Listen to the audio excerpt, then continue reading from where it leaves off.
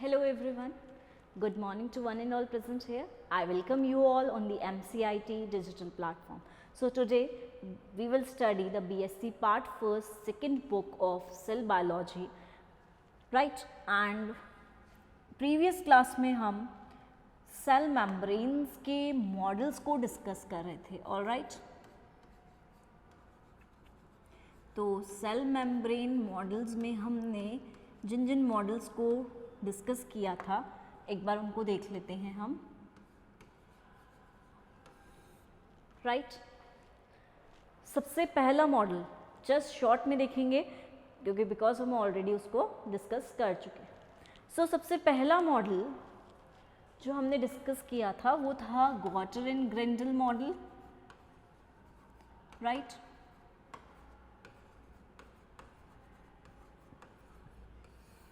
जिसमें केवल और केवल फॉस्फोलिपिड लेयर प्रेजेंट थी। सेकेंड मॉडल जो हम डिस्कस कर रहे थे that was sandwich model, right. Sandwich model में हमने देखा था दोनों साइड प्रोटीन्स एंड बीच में फॉस्फोलिपिड की बाइलेयर्स, 2 लेयर्स प्रेजेंट थी, right. And hydrated proteins present थे दोनों साइड। थर्ड मॉडल था यूनिट मेम्ब्रेन मॉडल जिसे रॉबर्टसन ने दिया था। यूनिट मेम्ब्रेन मॉडल में भी हमने देखा ऊपर प्रोटीन्स की लेयर्स थी, ऊपर प्रोटीन्स एंड नीचे प्रोटीन्स की लेयर्स एंड बीच में फॉस्फोलिपिड की बाइलेयर प्रेजेंट थी, बट यहाँ पे हाइड्रेटेड फॉर्म में प्रोटीन प्रेजेंट नहीं था। फोर्थ मॉडल जो हमने देखा जो सबसे इम्पॉर्टेंट मॉडल था हमारा फ्लूइड मोज़ैक मॉडल, ठीक है। एक यूनिट मेम्ब्रेन मॉडल इम्पॉर्टेंट होता है, एक फ्लूइड मोज़ैक मॉडल इम्पॉर्टेंट होता है। इसको दिया था रॉबर्टसन ने। एंड फ्लूइड मोज़ैक मॉडल को हम एक और नाम से जिसे जानते हैं दैट इज एस.जे. सिंगर। कल भी मैंने आपको बोला था, कंफ्यूज मत होइएगा, S J. Singer and G Nicolson या निकोलसन भी बोल सकते हैं हम डायरेक्ट, निकोलसन मॉडल। मेनली ये मॉडल दिया गया था 1972 में। इसका ईयर ज़रूर याद रखिए, बाकी के ईयर्स आपको याद रहे नहीं रहे doesn't matters.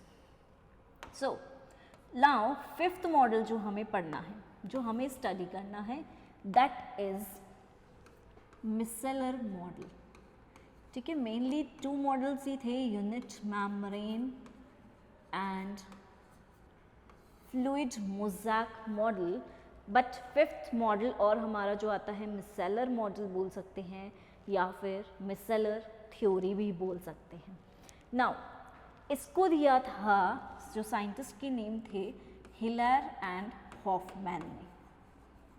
Healer and Hoffmann ने इस मॉडल को दिया था, राइट। अब क्योंकि नेम खुद सजेस्ट कर रहा है मिसेलर, राइट। सो मिसल्स का फॉर्मेशन यहाँ पर हमें ऑब्जर्व होगा इस तरह से।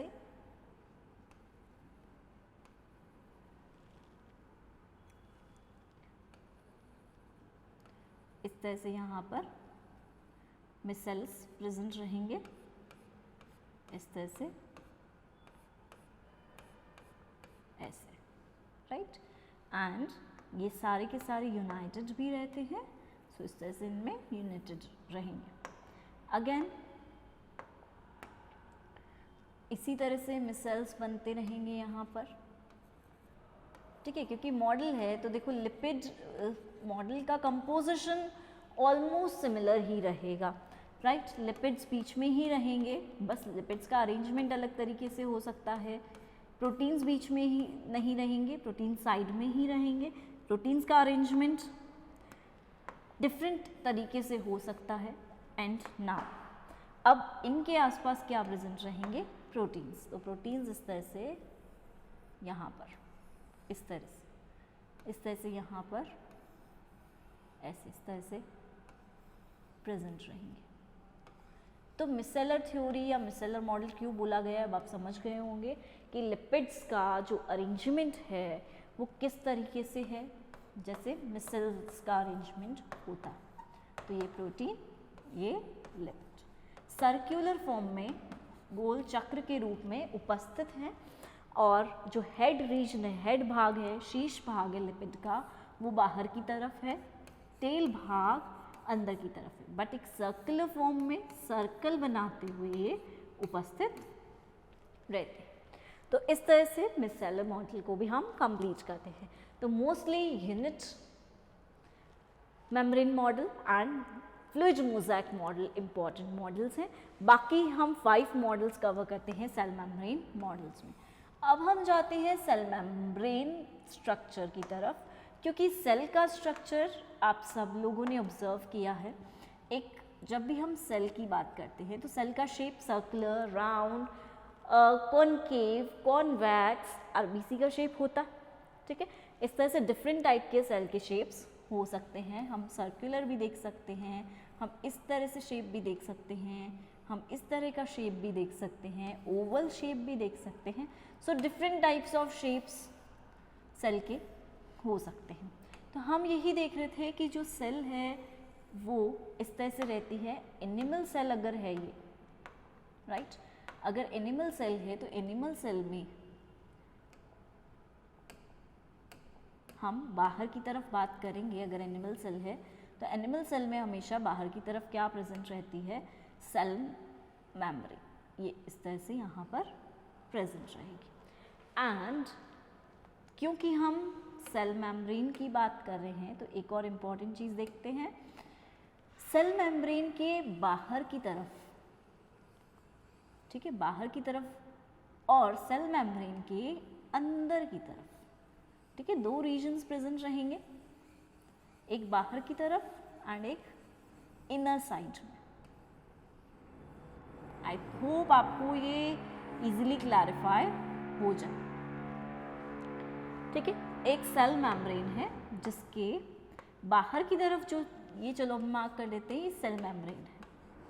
इसके बाहर की तरफ जो है वो क्या है, ECF, एक्स्ट्रा सेल्यूलर फ्लूइड, ठीक है। सेल के बाहर प्रेजेंट इसलिए एक्स्ट्रा सेल्यूलर फ्लूइड। अब सेल के अंदर जो है वो क्या है, साइटोप्लाज्म। ऑलराइट, अब देखेंगे इसमें डिफरेंट ऑर्गेनल्स प्रेजेंट रह सकते हैं। राइबोसोम हो सकता है,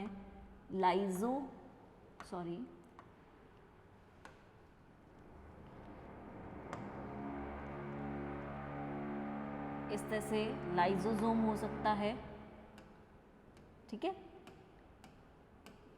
न्यूक्लियस प्रेजेंट रह सकता है। न्यूक्लियस के आसपास ER प्रेजेंट रह सकते हैं, इस तरह से, राइट, इस तरह से ER भी, अगर ER के ऊपर हम बोले राइबोसोम्स प्रेजेंट रहेंगे तो इस तरह से RER में कन्वर्ट हो सकता है। तो इस तरह से एक सेल का स्ट्रक्चर होता है। तो जब भी हम सेल मेम्ब्रेन की बात कर रहे हैं, सेल मेम्ब्रेन बोलते हैं हम इसको, ठीक है।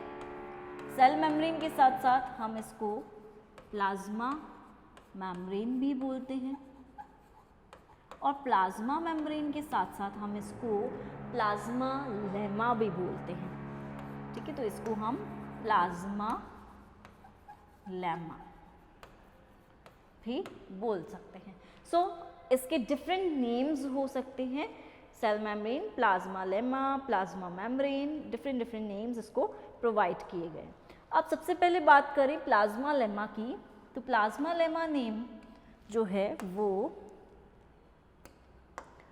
इसे प्लोव नाम के साइंटिस्ट ने प्रोवाइड किया, ठीक है। Plasmalemma name was provided by Plowe, तो प्लोव ने ही प्लाज्मा लेमा नेम प्रोवाइड किया। एंड सेल मेम्ब्रेन जो नेम है वो प्रोवाइड किया गया C. Nageli and C. Cramer, ठीक है।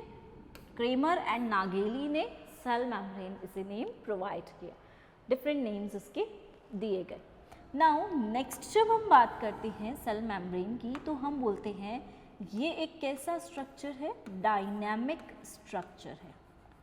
डायनेमिक का मतलब आप सब जानते हैं, ठीक है। डायनेमिक ऐसा स्ट्रक्चर जो फिक्स नहीं है, डायनेमिक मीन्स मूवमेंट शो कर रहा है, दैट मीन्स ये स्ट्रक्चर हमारा फिक्स नहीं है, डायनामिक होता है, चेंज होता रहता है, ठीक है। बट शेप मेंटेन रहती है, बट स्टिल उसमें मूवमेंट्स हमें देखने को मिलेंगे। मूवमेंट्स क्यों देखने को मिलेंगे? क्योंकि इसमें क्या प्रेजेंट है? फॉस्फोलिपिड, फ्लूइडिटी इनमें होती है, तो डायनामिक स्ट्रक्चर ये हमारा प्रेजेंट रहता है। और डायनामिक स्ट्रक्चर के साथ साथ ये कैसी स्ट्रक्चर होती है? लिविंग स्ट्रक्चर होती है, हमेशा जीवित संरचना होती। एंड लिविंग स्ट्रक्चर के साथ साथ ये क्या करती है? इसका मेन काम क्या होता है? कंपार्टमेंटलाइजेशन, ठीक है। इसका मतलब होता है कंपार्टमेंट में चीज़ों को डिवाइड करना, राइट। कंपार्टमेंट में कैसे चीज़ों को, स्ट्रक्चर्स को डिवाइड कर रही है? बिकॉज ये क्या कर रही है एक्चुअल में? बाहर के इन्वायरमेंट से अंदर के सेल के अंदर के इन्वायरमेंट को सेपरेट कर रही है। अगर सपोज हम इसी स्ट्रक्चर को, ऊपर वाले स्ट्रक्चर को चलो देखते हैं, इसको देखेंगे, अगर बीच में ये लेयर नहीं होती, सपोज मैं इस लेयर को यहां से रिमूव कर दूं, ठीक है, तो क्या होगा? बाहर का जो इन्वायरमेंट है वो अंदर के इन्वायरमेंट के साथ कॉन्टैक्ट में आ जाएगा। बट क्योंकि अंदर का इन्वायरमेंट और बाहर का इन्वायरमेंट हमें अलग रखना है, तो सेल मेम्ब्रेन का मेन फंक्शन ही यही होता है कि ये इनर एंड आउटर इन्वायरमेंट को